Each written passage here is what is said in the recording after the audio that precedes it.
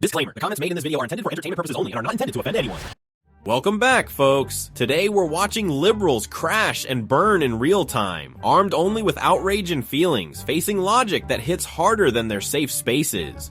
First up, a self-proclaimed truth expert who fears people can no longer tell lies from truth. What is your biggest fear in 2025? People not understanding the difference between lies and truth. What is a woman? Does it really matter? It does, though. We don't have to serve different roles. So could I be a woman if I wanted to be? Yes. Seconds later, she cannot define what a woman is. The interviewer barely blinks, and her whole argument melts like butter in July. When your version of truth changes every 5 seconds, maybe the problem is not misinformation, it is self-delusion. Next up, the queen of outrage, trying to score moral points by yelling about hypocrisy, only to get folded by one simple question. Rubio in Florida, not far from the Pulse nightclub, where 49 LGBT people were massacred, to an anti-gay organization event. So do not try to equate the mistake that was made by her campaign staff. And I agree with Tara, whoever was in charge of crowd last night should lose their job. And wait a minute. No.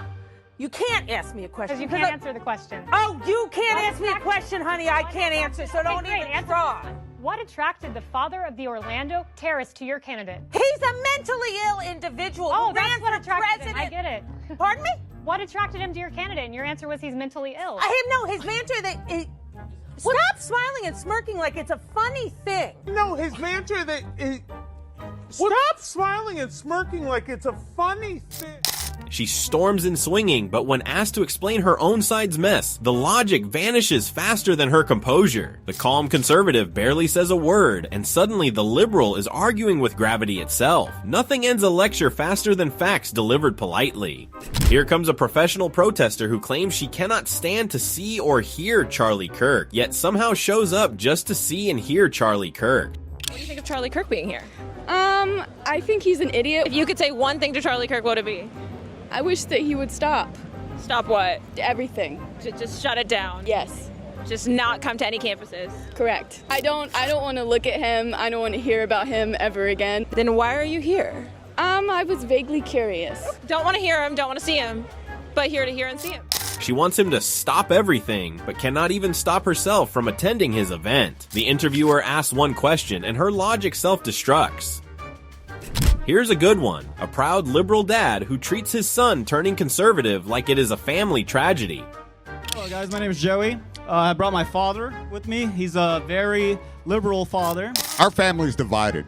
We're divided the same way the nation is divided. I'm conservative, by the way. Will anything ever be remedied? A nation divided against itself will not stand, neither will a family divided against itself. Why do you think your son is conservative? I have no clue. I'll let him answer that question. That's a bad answer. Hold on a second. You as a father should listen to your son. I listen to him all the time. Hold on, but then you just said you don't know. I don't know where he went so bad. I mean, come on. It's like, I don't know where he went wrong. I don't know how he went off the rails. Would the smarter of the two like to chime in here? Absolutely. So I used to be, at one point, on my father's side. Upon doing my own research and seeing things firsthand, I've switched sides. We talk every day about politics to the point where it's divided us. And so for him to say that he does not know where I stand is... So let me ask you, do you think that maybe he wants to believe government will do good? Maybe that's... Of course. Okay. Now maybe your son is going more conservative because he thinks government hasn't done a lot of good. Is that maybe a fair charitable interpretation? That makes relative sense. Okay, so now we're getting somewhere. Here's what I'll just say in closing, guys. Never let politics get in the way of the beautiful relationship between father and son. My advice first is for the son to the father, understand he comes from a different generational perspective. He thinks government is probably a good force. Now your son, understandably, is seeing it harder than ever to own a home. He's seen a border wide open. He's seen lies from politicians. He's seen the enrichment of the ruling class. And instead of interrupting and want to get in an edge, smartly be like, maybe my son is processing a way that I might not agree with, but he's growing up in a different circumstance than I ever. He cannot explain why it happened, only that it must be wrong. Then logic enters the room, and suddenly the wise, open-minded parent has nothing left but confusion. Turns out, nothing tests progressive tolerance like raising a child who thinks for himself. Here come the college liberals who preach kindness like it is a contact sport. she's had her culture stolen by white men like you, who have suppressed her mother homeland religion and her African roots by telling her the ethocentric view of Christianity she must accept to fit into your society. Good. Now let's let her speak. Ma'am, have you accepted Jesus Christ into your life because white people have forced you or brainwashed your mom and dad? No, it's clear. You can look at the Bible and see that he obviously doesn't agree with slavery. Good. And that slavery was taken out of context and twisted what the Bible said to fit something that was economically profitable at that time. Does she sound brainwashed to you? I want to know about your ancestors and their time when they were in Africa. And I can tell you everything about my ancestors. But I could do the research and tell you history about my ancestors as well. That's still not going to change. That's a very good point.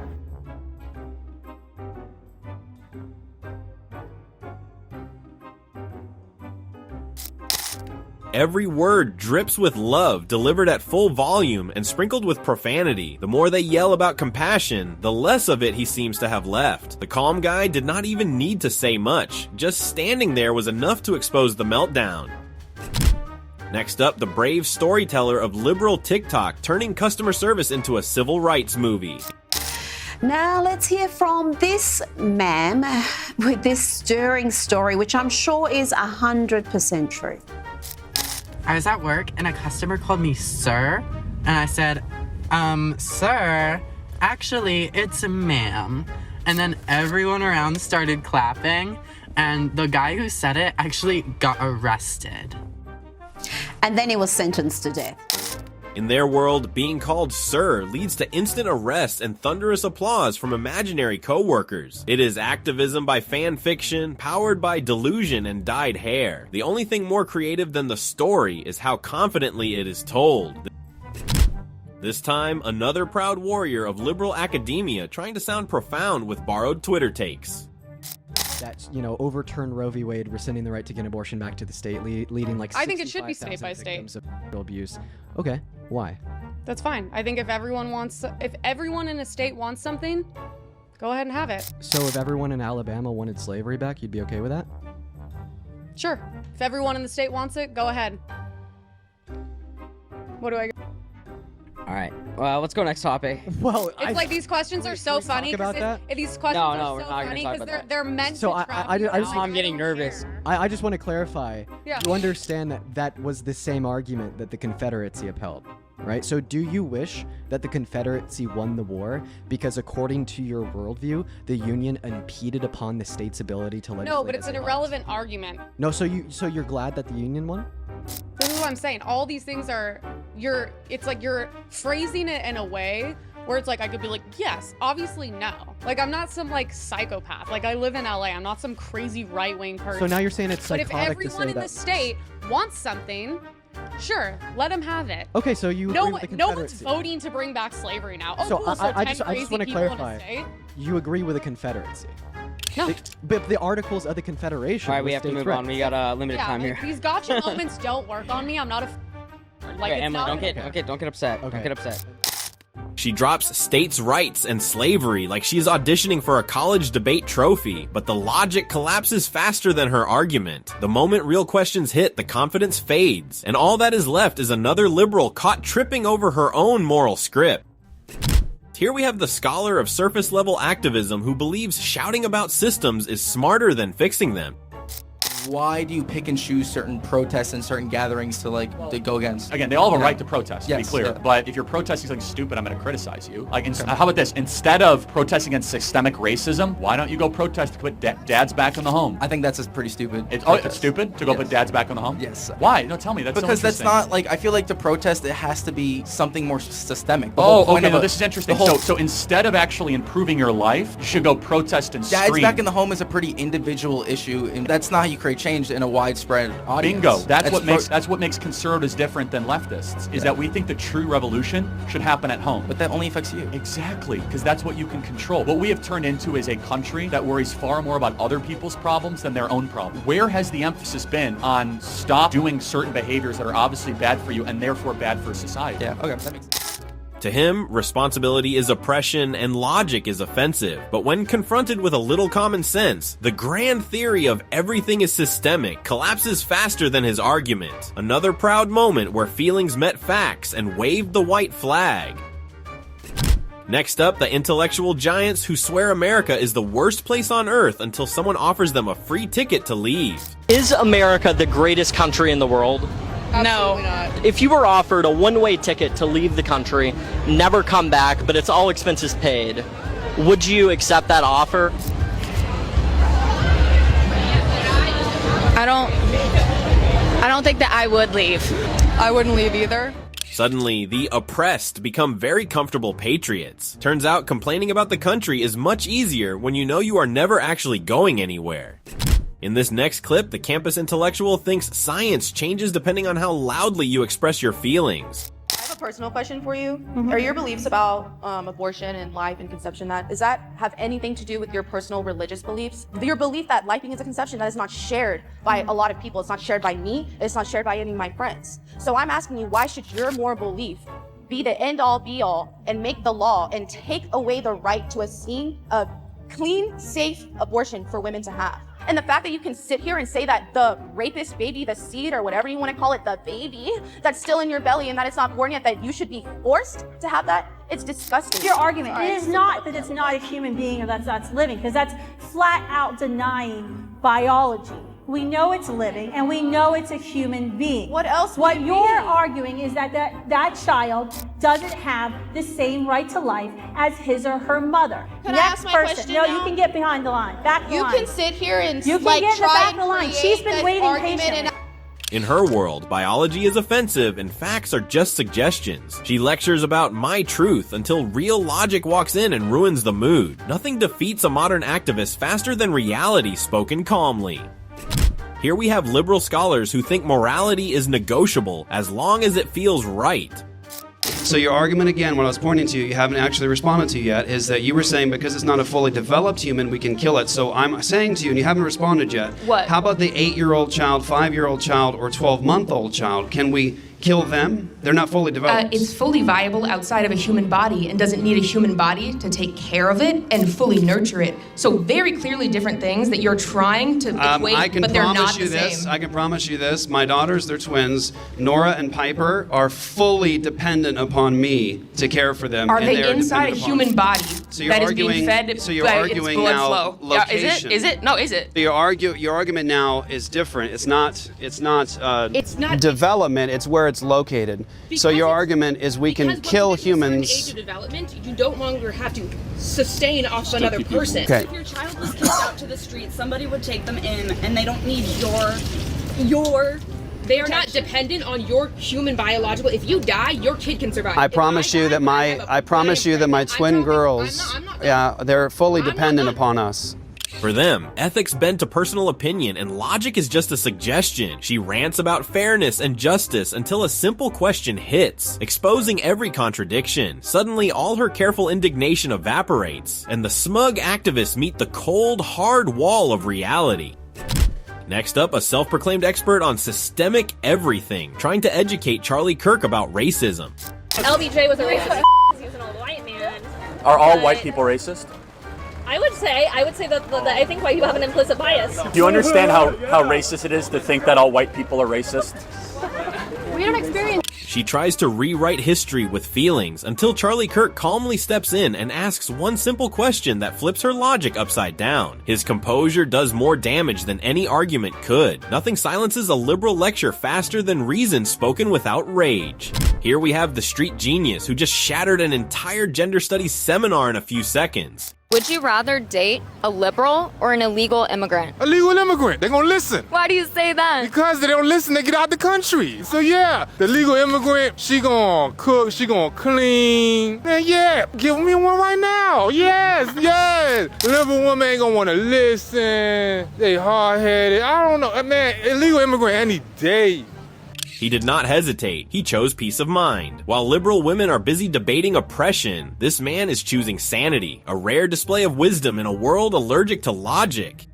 Here comes the liberal activist who thinks oppression is a full-time job. I think at the end of the day, white people are more privileged. Well, in many ways, you don't have to worry about driving when black. Look at how many black men have been by the police for doing absolutely nothing. What situation are you referring to? Can you give George us Floyd a is couple? He was doing absolutely nothing? Not enough to get. He was high No, So? that's what him. The autopsy actually says he overdosed, yes. Yeah, he was screaming, "I can't breathe," before they even put him on the ground. I don't know. I didn't watch the video. Yeah, and I mean, that's the whole. I mean, that's really you really should, because the reason and this is not a dig at you at all. I promise. I feel like that's the biggest problem with everything. People are not willing to do the deep dives and really check their sources of where they're getting the information. Because, like you said, back in the day, before there were programs like welfare and Medicaid and all that other stuff, Black people did do better because they had more of a drive to. It's just about people. If you're going to always give people an out, then the wrong people are going to take it. It's not saying that Black people are the wrong people. Don't ever take it that way. It can be who's really willing to do the work. And in today's day and age,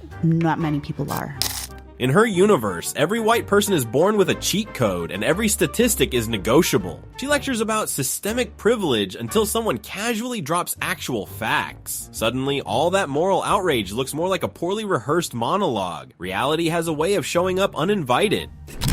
Next up, this liberal thinks victim points are transferable like frequent flyer miles. A woke white girl tries to tell a black girl that she's really a victim and, well, she isn't exactly having it. She's had her culture stolen by white men like you, who have suppressed her mother homeland religion and her African roots by telling her the ethocentric view of Christianity she must accept to fit into your society. Good. Now listen to her speak. Ma'am, have you accepted Jesus Christ into your life because white people have forced you or brainwashed your mom and dad? No, it's clear. You can look at the Bible and see that he obviously doesn't agree with slavery. Good. And that slavery was taken out of context and twisted what the Bible said to fit something that was economically profitable at that time. Does she sound brainwashed to you?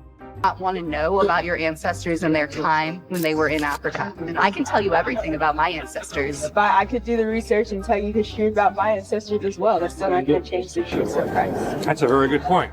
How embarrassing. Make sure you leave a like in this video, and if you haven't yet, subscribe or follow down below for more daily news. She claims oppression comes pre-packaged with your skin color and lectures about stolen culture like it's a group project she's leading. Meanwhile, reality strolls in quietly, and suddenly her complicated web of grievances collapses under actual logic. Here we have the campus crusader who thinks you cannot talk about basketball unless you can dunk. Why are you talking about our women's basketball team? Because you don't know how to play basketball. That's your argument? And why are you talking about women with people with disabilities? Because most people with disabilities have sports with issues. So why are you talking about that? So what's okay, so what's your main grievance? Is it about women's sports and basketball or disabilities? Both. Okay, well, for the basketball thing, women... Wait, let me finish talking. So what about you? What's your disability? Do you have any disabilities? I have a high tolerance for stupid people talking to me. I'd say that's not a no disability. sir, because you're racist. Thank you very much. That was a good one. Ask a bunch of questions and walk away. Makes sense.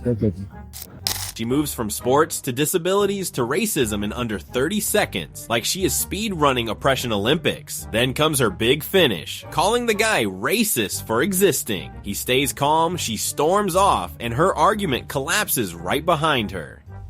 And finally, we've got a young activist convinced she can save the planet by banning oil. This activist was literally left speechless when confronted with reality. We could set the way for the whole planet by committing to stopping oil. The problem I had is this idea that the one group of people have decided that they are the ones to save the world. How dare you question us because we know what's right. I'm going to glue my hand to some tarmac and then I'm going to be a martyr and I'm going to be a good person while the rest of us can't get on with our days. I'm more than twice her age. I've got kids, I've got a job, I've got an elderly mother. We have to get on with our lives. I can't afford an electric car. I can't afford a heat pump. Most people can't afford that. It's about ego. There's no doubt that we've had a winter without any protests, but as soon as the sun comes out, it's eco-festival time. And it is a festival. Let's get on social media, advertise to my friends what a great person I am, while the rest of ordinary people who have to go to work can't get to work. What's your response? I just can't believe that that's what you're saying. The smug arrogance of these